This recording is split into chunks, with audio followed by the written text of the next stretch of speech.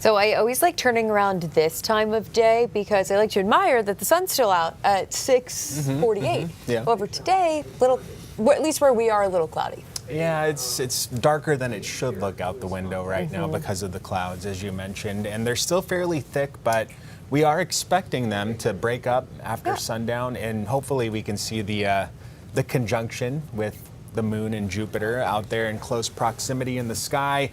They will eventually break apart, and again, we are expecting a light freeze overnight with temperatures in the low 30s and upper 20s. It's in the 40s and upper 30s right now, but chilly outside under the clouds. The best part of the day for sure was this morning through about 10 o'clock in the morning, and then the clouds bubbled up after that, and we've seen a few showers in eastern Maine. There are still a few working through Washington County.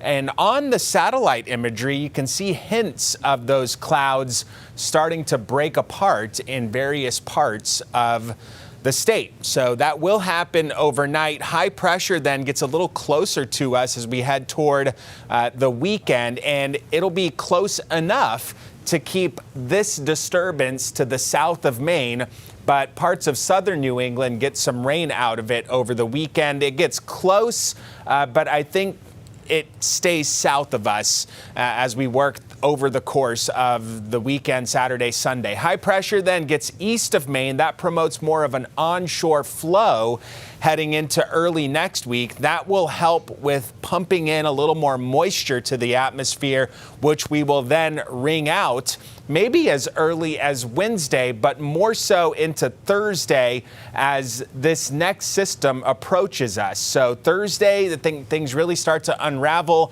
And then what happens after this will be the big question in next week's forecast, because that system coming in will be tied to an upper level chunk of energy. And when these are detached from the main flow of the atmosphere, the jet stream, like this one looks like it will be, they can be very finicky to forecast. Sometimes they just flow right through. Other times they can hang off to the west and we don't get much out of it. And they can also be sluggish to work over, if not stall over a region.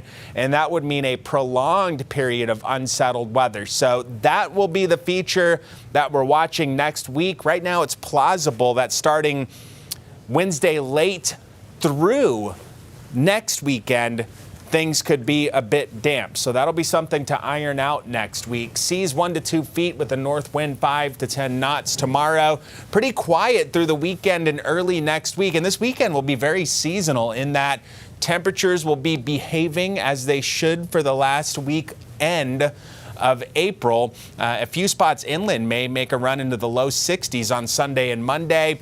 So seasonal, somewhat cool, but not overly cold. It'll still be chilly at night, and then things start to unravel mid to late parts of next week. I believe the first day of May is Friday. I think you're right. Yeah, next week, and that'll be around the time where, things are looking a little cool, a little damp with that upper level low. So you have plenty of warning. Find the umbrellas, find the raincoats now.